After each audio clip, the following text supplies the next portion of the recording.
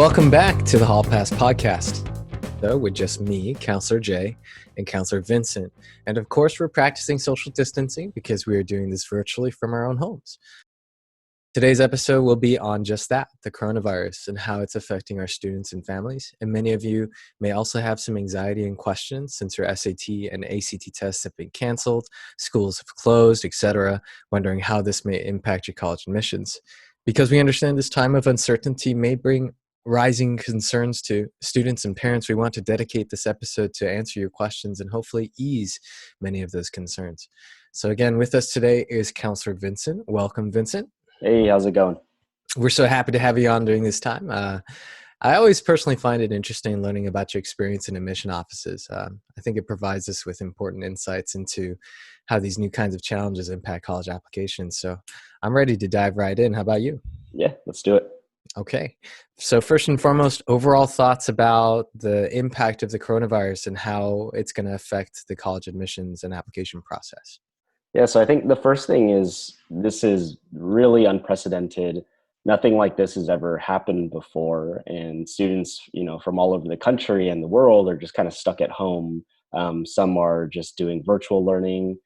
Some are just given packets of homework that they have to complete. But I think just educators and high schools, school districts, they've never had to do something like this. So they're kind of just doing what they can. I think for the most part, colleges will be very understanding of the situation. From what we've seen just so far, colleges are likely going to take this semester and even standardized test scores, which we can talk about later, but they're probably going to take a lot of this with a grain of salt.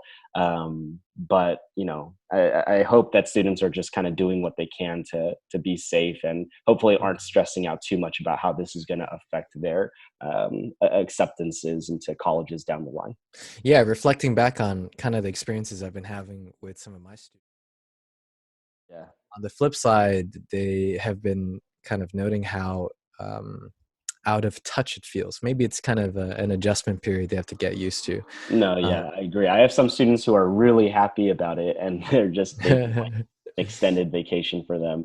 And then I have some students who are really stressed because I was just talking with a student yesterday, but she feels like there's so much that she has to do because as a junior, she's taking AP Calculus AB, and without a teacher there to help her, she has to self-study all this information if she wants to do well in BC next year. Same thing for like Physics 1 this year and Physics C next year. So I think hopefully students aren't just kind of lazing around doing nothing. I still think that they should be prioritizing their grades.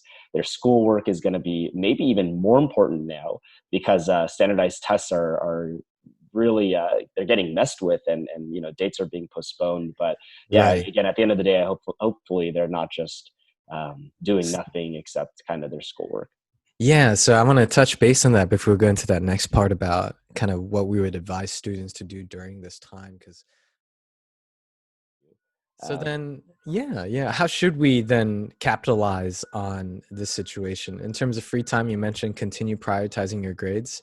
yeah. Um, what else could you recommend?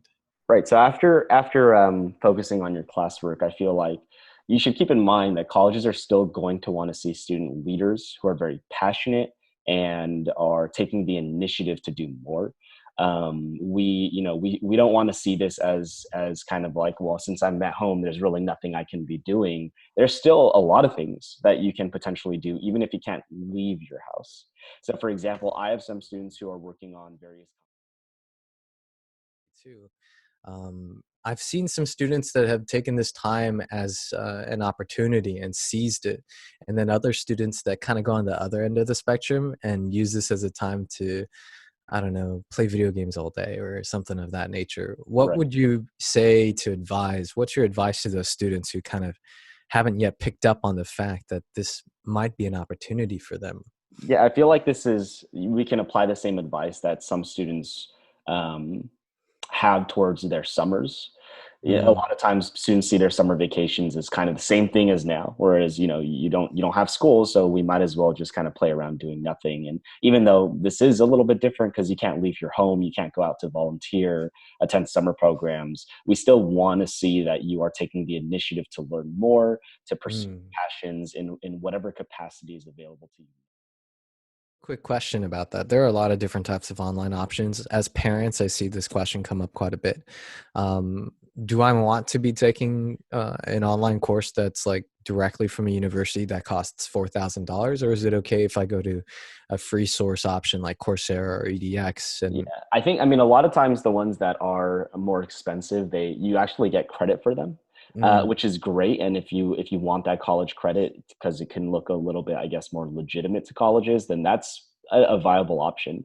But mm. I don't think it's absolutely necessary. If you were to take a Coursera course or an edX course, that's For those of us listening, please don't forget to subscribe and follow us on our podcast app or on our website, www.thehallpasspodcast.com.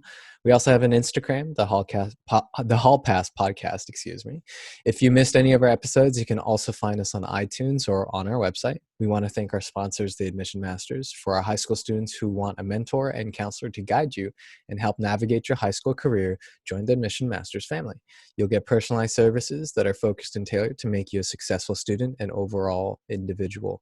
Of all the Admission Master services are accessible online and virtually. So for those of you who want to get started today, call our office. And yeah, have a nice day, everyone. Stay safe.